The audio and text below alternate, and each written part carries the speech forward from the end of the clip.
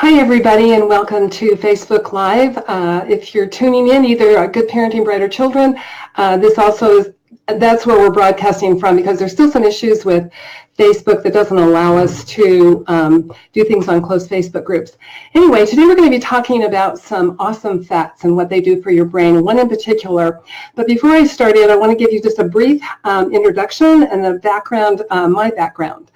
In 2003, it wasn't a great year for me health-wise. I wasn't feeling well. I had gone to actually several doctors, and they took a couple of vials of blood out of my arm and pretty much didn't find anything wrong. But I'm a type A personality. I'm pretty driven, and so I don't like anything to stop my momentum and my pace. And my pace kept getting slower and slower, and so I was getting more and more frustrated.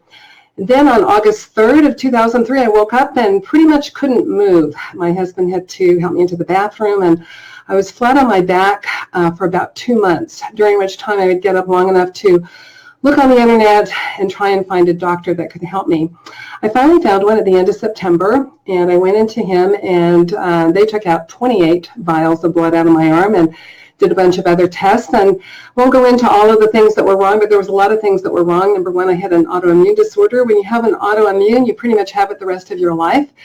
And the big thing was my adrenals. They were shutting down. And so over the period of about 6 months, I took 11 different types of medications and hormones and all different kinds of things. And actually, for October, November, and December, I was taking them, and then I took them again in 2004. But by January of 2004, I was feeling good. I decided I wanted to go back to school and study nutrition. I wanted to study both Eastern and Western approaches to nutrition, because I knew that my diet, even though it was clean, I was eating a lot of synthetic foods. I was looking at total calories and low fat or non-existent fat, which is terrible. So I went, and in these 31 classes, I earned 3 certifications and read 74 books. I have about 10 of those books in my resource section on my blog that you can look at, and I'll refer to a couple tonight. But one of the biggest things that I learned was from the class that I took on fats and how important it is for our brain. If you don't know it or not, your brain is 90% fat. So your brain loves and craves fat. Unfortunately, it's not potato chip or French fry fat, darn, but it's fats that really help to build the brain, the fats that you would find like in salmon or in coconut oil or cod liver oil or avocados or eggs or nuts or walnuts. Those are the good kinds of fat that your brain likes and feeds on.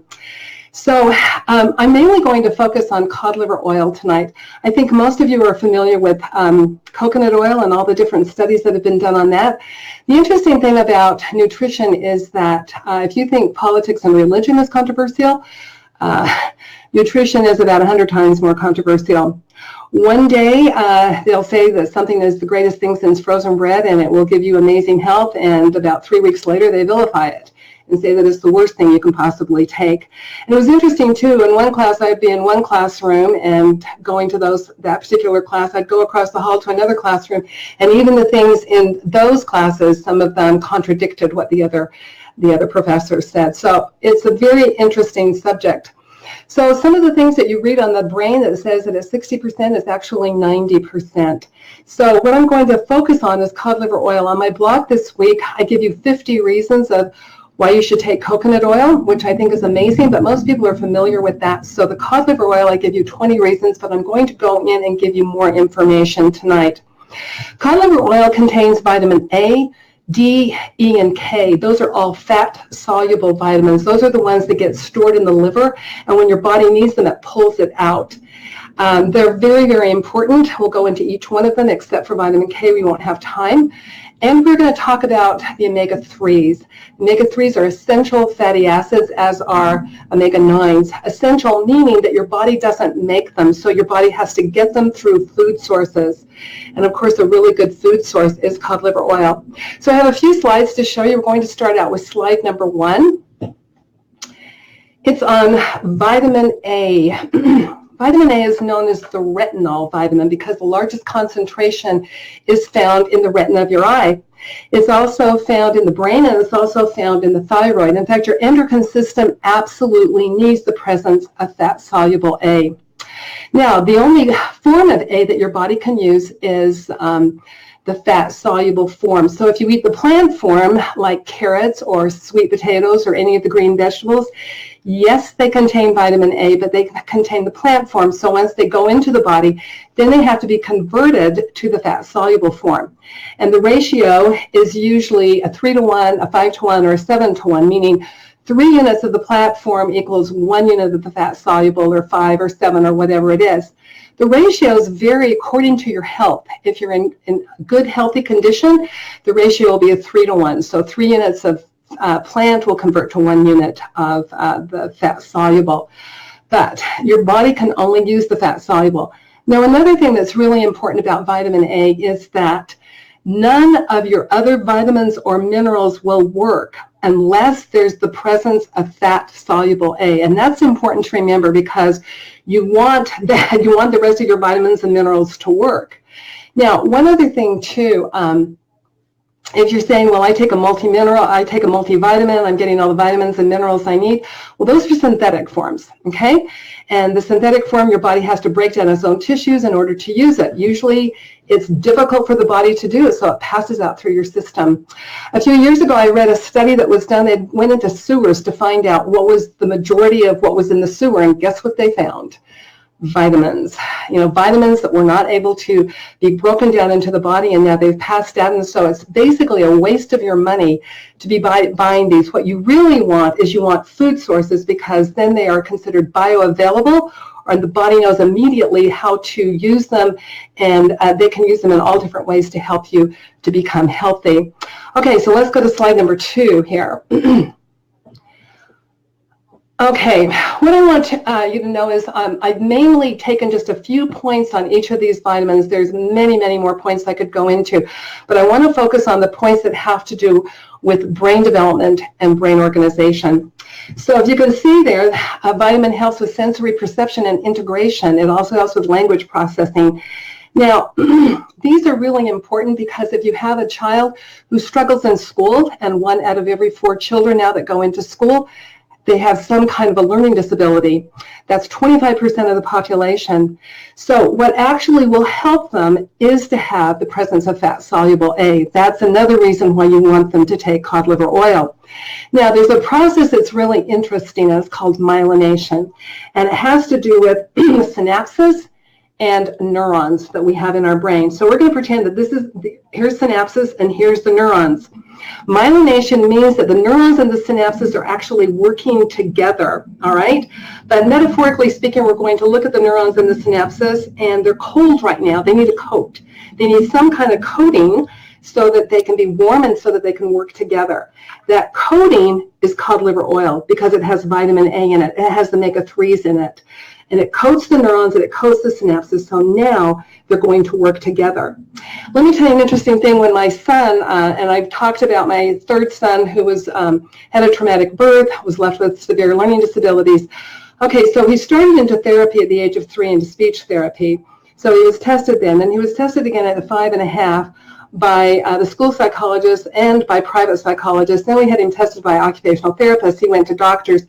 There was not one of these people, not one, that ever explained to me about myelination in the brain and how something like cod liver oil would have helped him, or some kind of fat would have helped him and helped his brain, and then this myelination part would have taken place. Myelination is crucial for kids or adults or anyone who struggles with learning, because when it coats the neurons and the synapses, then those areas of the brain start working together. ADHD lessons, anxiety lessons, their ability to absorb, retain, and retrieve information increases. So you want that myelination to take place. Okay, next slide. Okay, so you see some of, this is on vitamin D now. Okay, so vitamin A is extremely important for learning. So is vitamin D.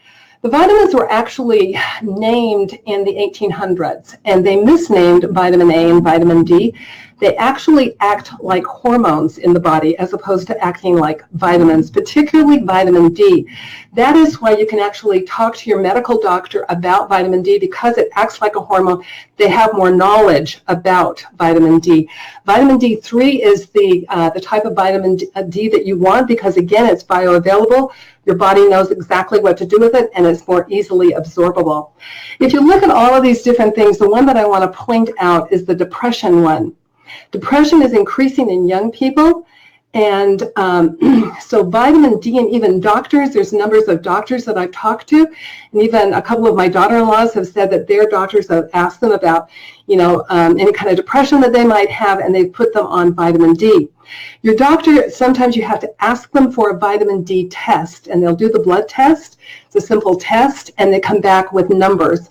All right, my doctor wants to see my vitamin D levels between 50 and 70.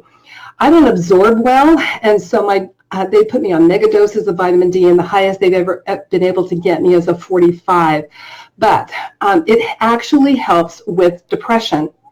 So doctors are putting patients on it. Now, if they put you on 2,000 IUs, which is international units per day, that is a maintenance dose. So whatever your number is, 2,000 IUs is only going to keep you at that number.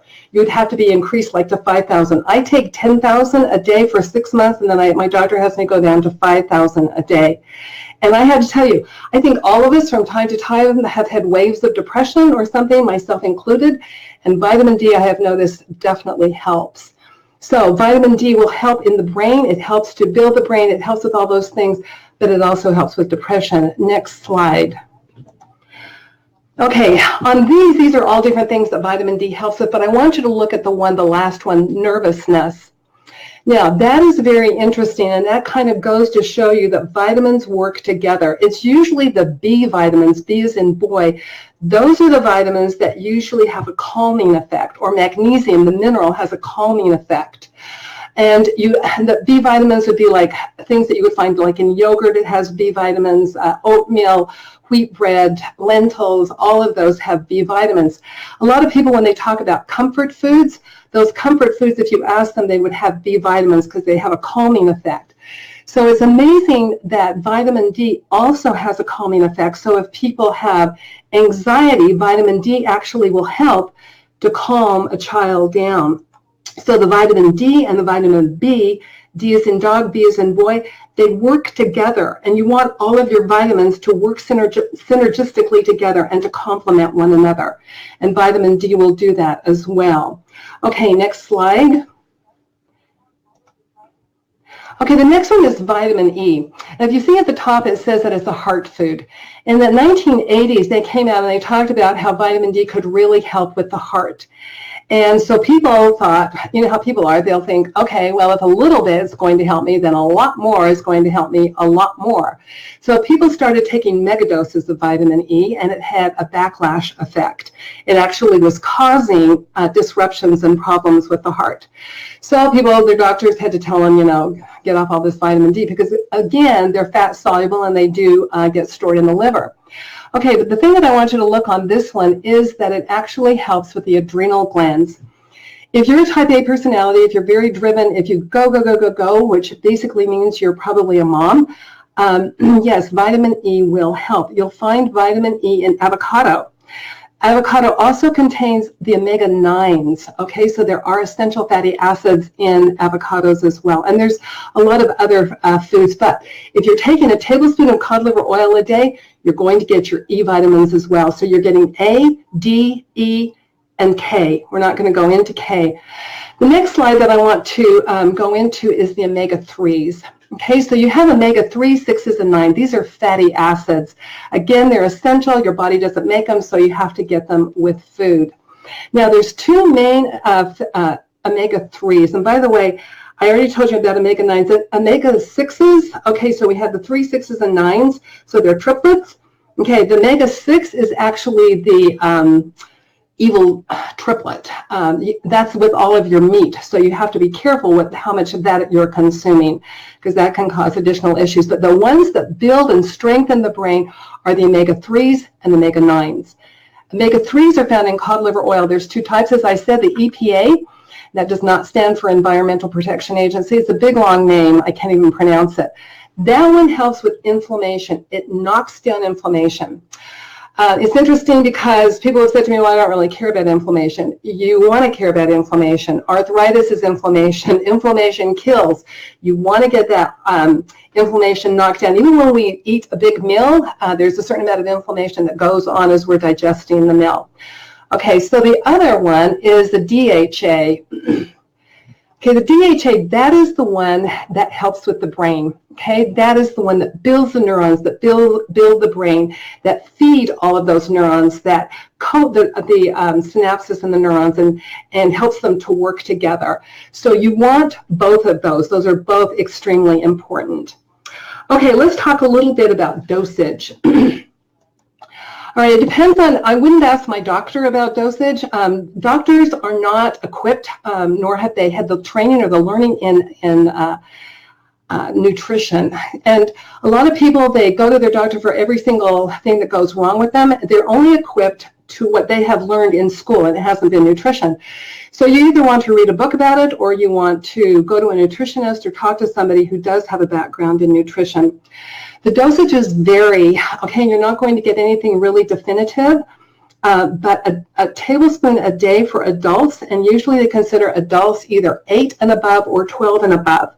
But children between the ages of birth and about 8 years old can take a teaspoon a day. All right, and if the mother's nursing, she can still give and if she's taking a tablespoon a day of the cod liver oil, she can still give her baby maybe a half teaspoon of cod liver oil. And, you know, too much is not going to help you. I know some people who give their children and themselves 3 tablespoons a day. I think that's a little over the top.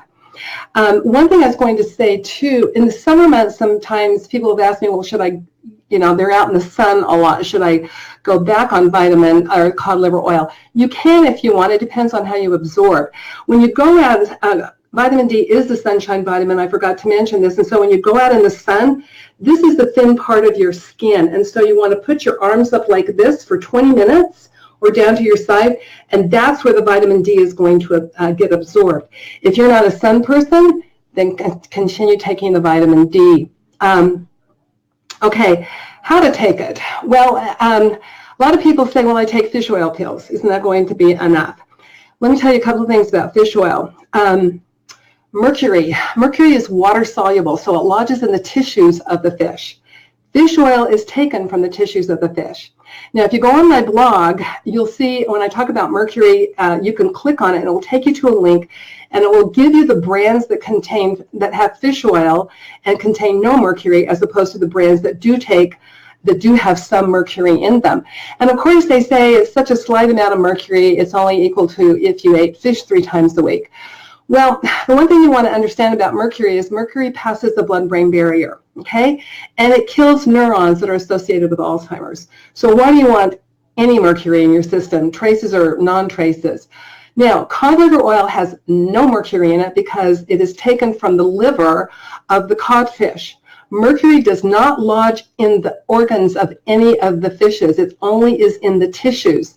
Now, another thing you want to take cod liver oil over your fish oil pills is the fact that you would have to take 12 fish oil pills, and each one of those pills would have to be 1,000 milligrams per pill. Are you getting 12,000 milligrams of all that fish oil to equal 1 tablespoon of the cod liver oil, plus you're getting all of those other things in it as well.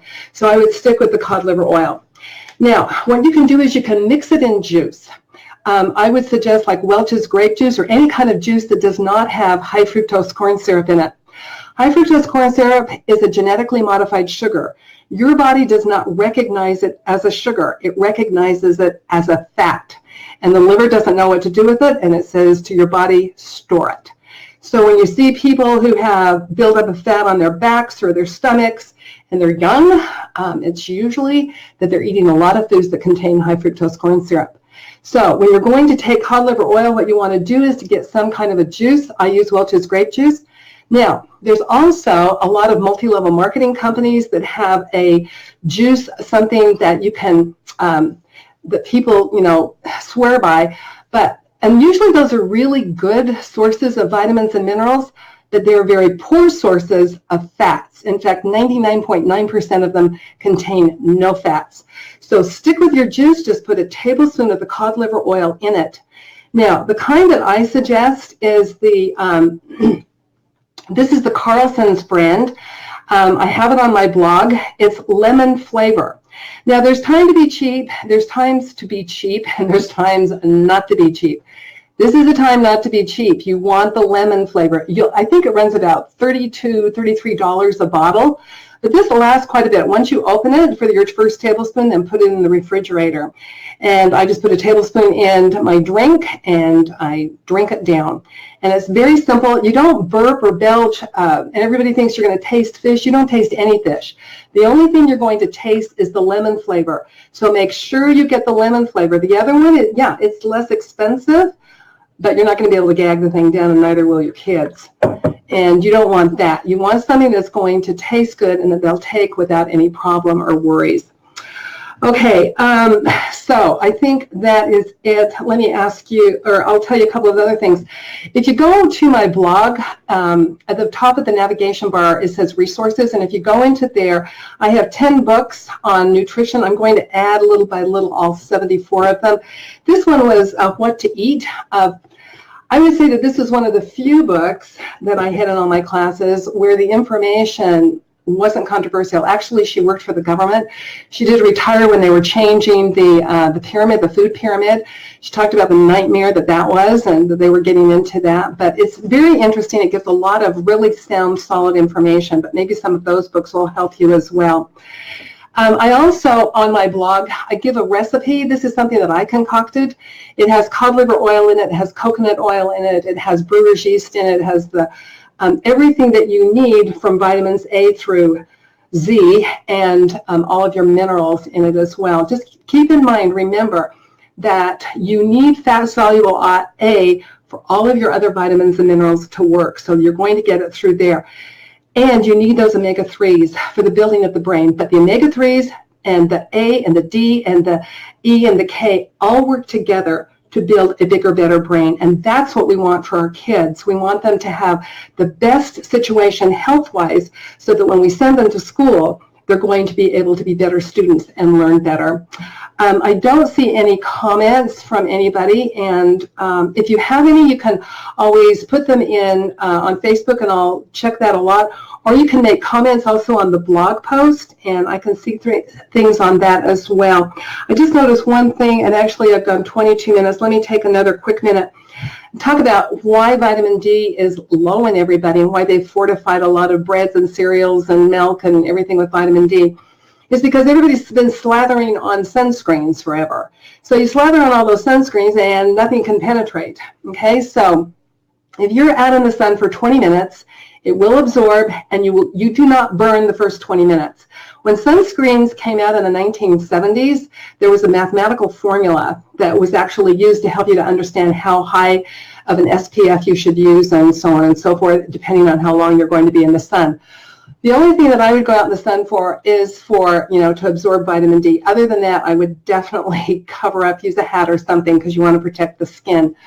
But that's another great thing about cod liver oil. You're actually getting the vitamin D, so you don't really necessarily have to go out in the sun and bake away. Anyway, thank you so much for joining me. I know that Monday nights are busy and hectic. I appreciate you being here. And again, if you have any questions, shoot the questions, and I'm happy to answer them. Thank you, and good night.